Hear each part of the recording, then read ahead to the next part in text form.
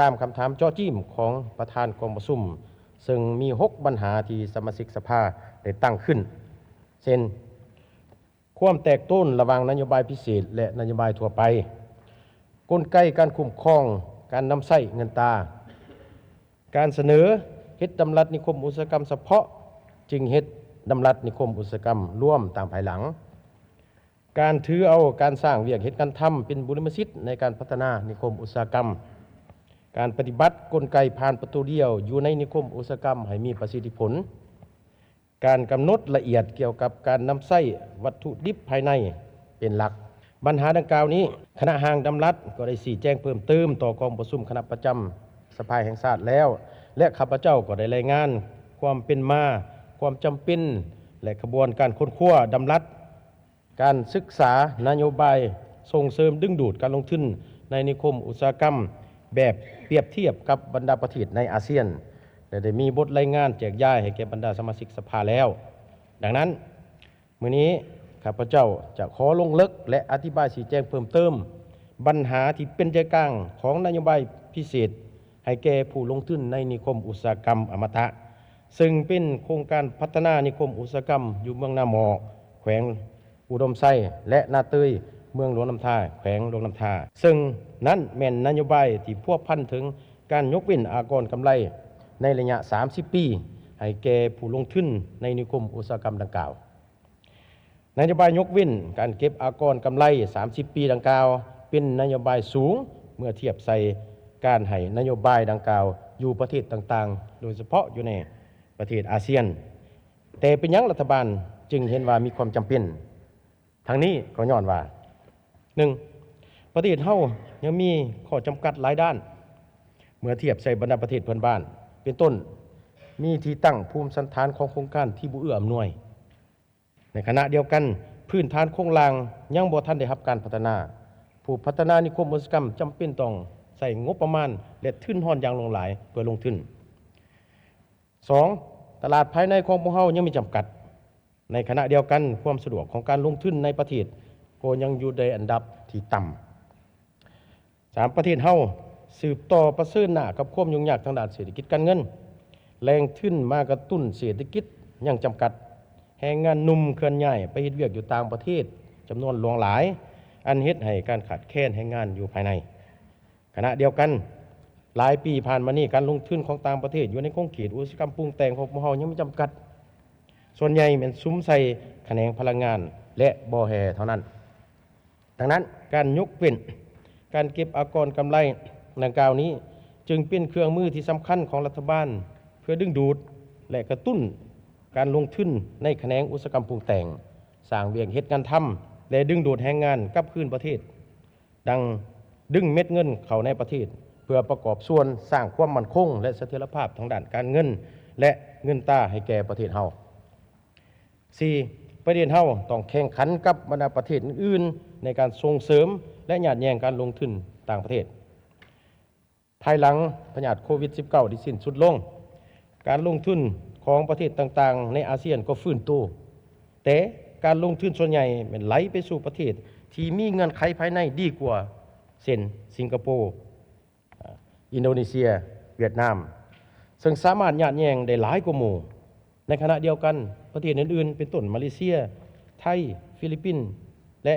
ประเทศอื่นๆอยู่ในภาคพื้นก็กำลังปรับปรุงนโยบายและปัจจัยภายในอย่างเข้มแข็ง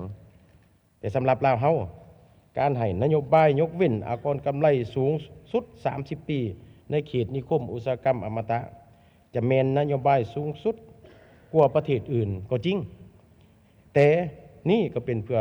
ทดแทนจุดด้อยที่พวกเราบ่สามารถแข่งขันกับประเทศอื่นโดยเฉพาะในบรรดาประเทศอาเซียนประเทศเฮา ควรจับกาลโอกาสของการเคลื่อนย้ายการลงทุนต่างประเทศในสภาพการเปลี่ยนแปลงทางด้านภูมิศาสตร์การเมืองและเศรษฐกิจที่กำลังนับมือนับหุนแห้งและขาดคะเนได้ยากซึ่งเฮ็ดให้นักลงทุนอยู่หลายประเทศได้เคลื่อนย้ายหรือกำลังพิจารณาจะเคลื่อนย้ายฐานการผลิตของตนจากประเทศหนึ่งไปสู่ภาคพื้นและหรือประเทศอื่นถ้าเฮาบ่หยาดแยงเอากาลโอกาสดังกล่าวนักลงทุนก็จะไปลงทุนอยู่บนอื่นเพราะนักลงทุนมีทางเลือกหลายและ ทุกประเทศก็แม่นล้วนแล้วแต่อยากดึงดูดการลงทุน 6. ถ้ามาเบิ่งบริษัทอมตะเป็นบริษัทมหาชนมีผลสำเร็จสูงในด้านการพัฒนานิคมอุตสาหกรรมอยู่หลายประเทศโดยเฉพาะอยู่ไทยและเวียดนามพร้อมนี้ก็มีความตั้งใจและพยายามเฮ็ดให้โครงการดังกล่าวเกิดขึ้นแท้บริษัทได้เซ็น MOU กับรัฐบาลในปี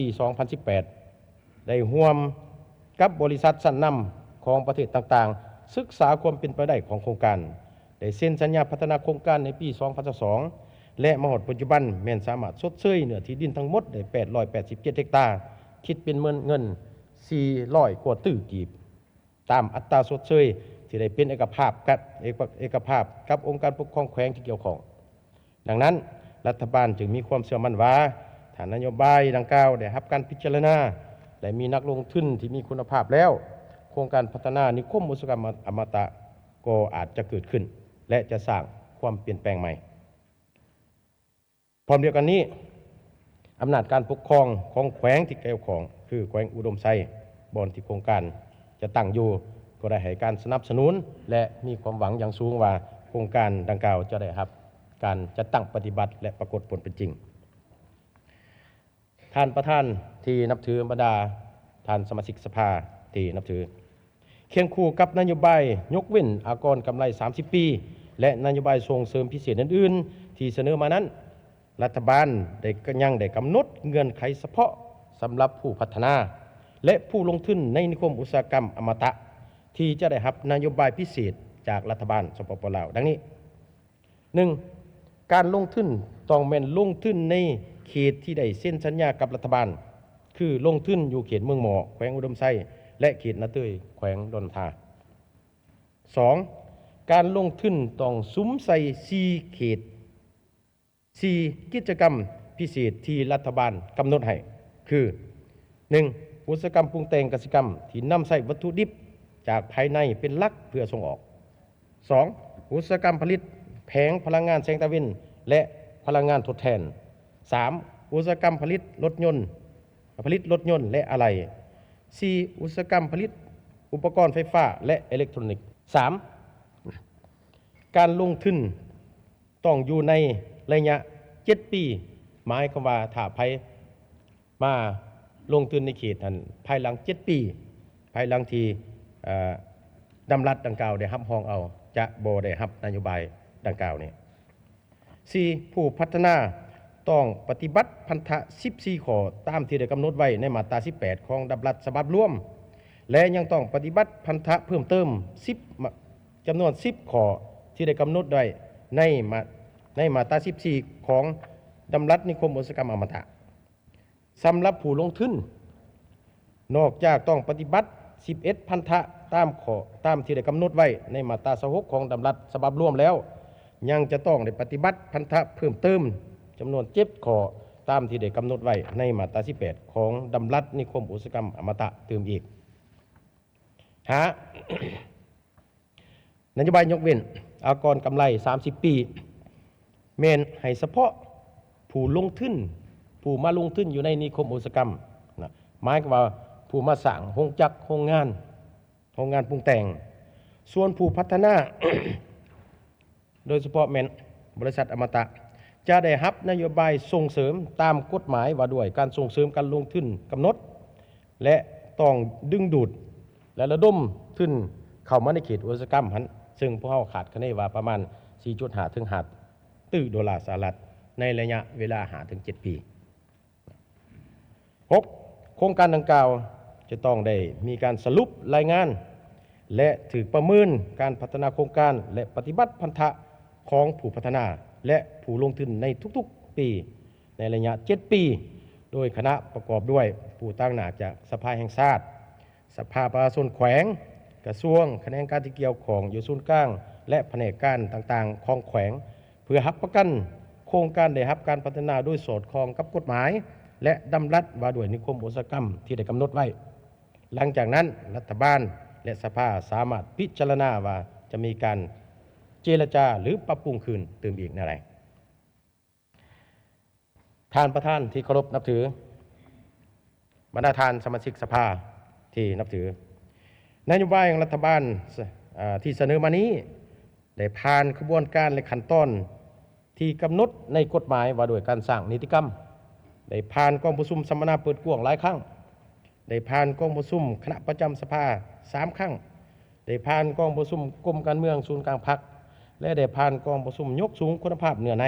ให้แก่กองประชุมวิสามัญเทื่อที่2ของสภาแห่งชาติชุดที่9นี้ของเฮาสามารถว่าได้ว่ากระบวนการค้นคว้าและการประกอบความเห็นและการปรับปรุงนิติกรรมนี้แม้นมีลักษณะเปิดกว้างโปร่งใสลึกซึ้งและถูกตามขั้นตอนกรมการเมืองศูนย์กลางพรรคจึงได้มีทิศชี้นำให้นำเอานโยบายพิเศษดังกล่าวมาถักถามอธิบายชี้แจงเพื่อให้สมาชิกสภามีความเห็นก่อนสภาแห่งชาติจะพิจารณาและห้ามห้องเอา ดังนั้นในนามรัฐบาลข้าพเจ้าจึงเสนอมายังบรรดาฐานสมาชิกสภา ให้การพิจารณาและให้การสนับสนุนต่อนโยบายดังกล่าวนี้เพื่อให้รัฐบาลสามารถนำใช้เป็นเครื่องมือในการส่งเสริมและดึงดูดการลงทุนในนิคมอุตสาหกรรมอมตะทั้งจะเป็นการประกอบส่วนเข้าในการส่งออก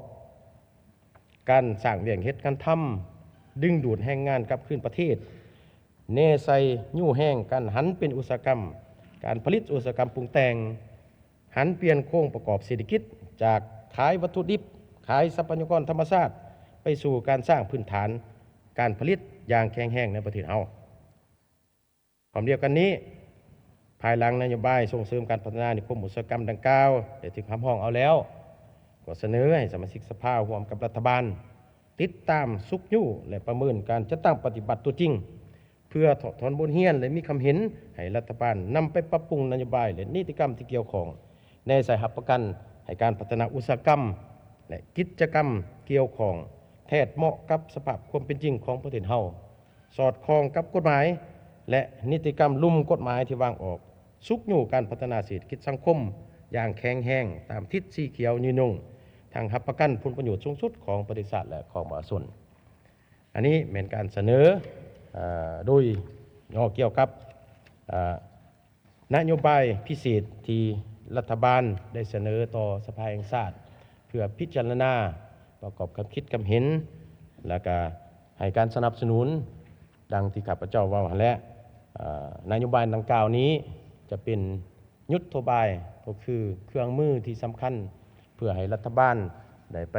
ดึงดูดและยัดแยงการลงทุนจากต่างประเทศแน่ใจเพื่อเฮ็ดอะไรให้รัฐบาลสามารถมีแรงทุนเพื่อมาแก้ไขปัญหาเศรษฐกิจและการเงินที่